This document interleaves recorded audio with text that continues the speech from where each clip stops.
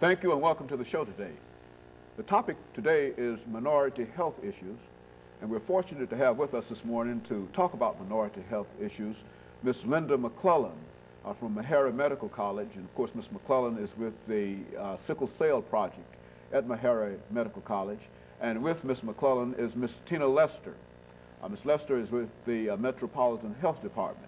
And Miss McClellan and Miss Lester, let me welcome both of you to the show this morning to talk about what I consider to be a very, very important issue today, and that is minority health issues. Let's start off, Miss McClellan, by having you and later Miss Lester to have the two of you to give us some information about your background, your education, and some of the things that were important in your careers in terms of leading you to where you are today. And then we'll talk about some of the issues that we're here to address, that is minority health issues. Let's start off with you, Ms. McClellan, and then have Ms. Lester to give us similar kind of information.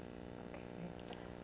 I'm a native Nashvilleian. I went to local schools, Pearl High School, finished in 1969, a little while ago. I have a master's in public health education and a bachelor's degree in social work. And I've always been interested in working with people. I'm very talkative, so I like to talk. Good, very good talk. Get out in the community and talk about sickle cell disease. And that's been one of the driving forces behind my career for 21 years. I've been with the program at Meharry for about 21 years. Very good. Ms. Lester, what about you in the Metropolitan Health Department? Well, I'm not a native Nashvilleian. I've been here, though, for about 17 years, so about most of my career has been in Nashville. I am a nurse by profession. I went to the University of Florida in Gainesville, and I received my bachelor's of nursing there. I have worked in hospitals, I've worked in clinics, and doctors' positions, doctors' offices, but my first love has always been preventive medicine. So I went back to Vanderbilt and got my master's of nursing in nursing administration. And my goal was to work in settings where we would provide preventive information, first in the clinic setting and then out into the community. I am married to a physician, and so the talk of medicine and prevention is in my home on a daily basis.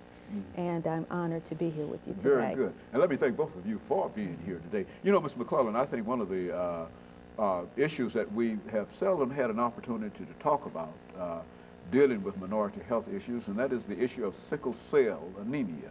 Let's have you, since you've been involved with this for the last 20-odd years, let's have you to sort of give our audience layman kind of information in reference to this disease and what this disease and why this disease is peculiar, perhaps, to African Americans. Let's do it from that perspective.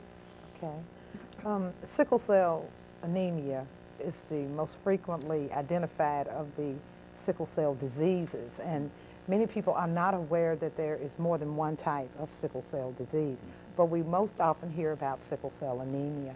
It is an inherited blood disease. That means that it's passed from parents to their children before they're born, and it's not something that you can catch from another person or from eating certain types of food. You have to be born with it.